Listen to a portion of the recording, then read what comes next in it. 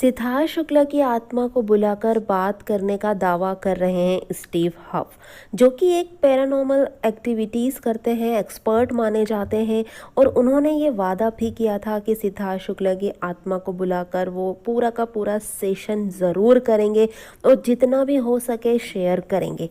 तो गाइस, उन्होंने 3 रात तक ये सेशन चलाया है और वो दावा कर रहे हैं कि उन्होंने जो भी बात की है सिद्धार्थ शुक्ला की सोल से वो सच है और वो सच ही होता है। वो पिछले 12 साल से ये काम कर रहे हैं, एक्सपर्ट माने जाते हैं गाइस वो, और अपनी बातों को सच होने का दावा कर रहे हैं।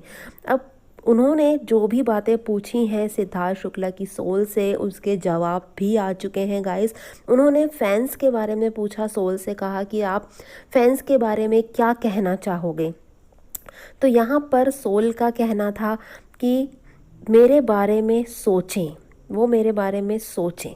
उसके बाद उन्होंने कहा कि आपने मरने के बाद सबसे पहले क्या देखा। तो यहाँ पर सोल का जवाब था एंजल मैन, मतलब उन्होंने एंजल मैन को देखा है गाइस। और यहाँ पर कयास ये लगाए जाते हैं कि शायद वो अपने पिता से मिले हों उस समय।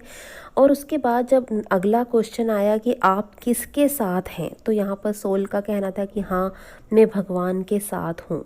और जब उनसे क्वेश्चन किया गया कि क्या आपको मरते समय दर्द हुआ, तो यहाँ पर सिद्धार्थ की सोल ने साफ तौर पर कहा कि हाँ, मैं दर्द में था।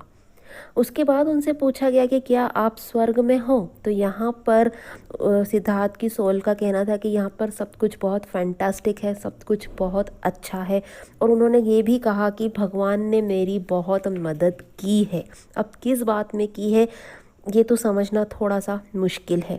उसके बाद उनसे कहा गया कि आपका अपने अपनों के लिए क्या मैसेज है, तो उन्होंने कहा कि मैं तुम्हारे आंसू पोंछूंगा। तो गाइस, यहाँ पर साफ तौर पर यही माना जा रहा है कि उन्होंने शहनाज की बातें की हैं, शहनाज के बारे में उन्होंने कहा है।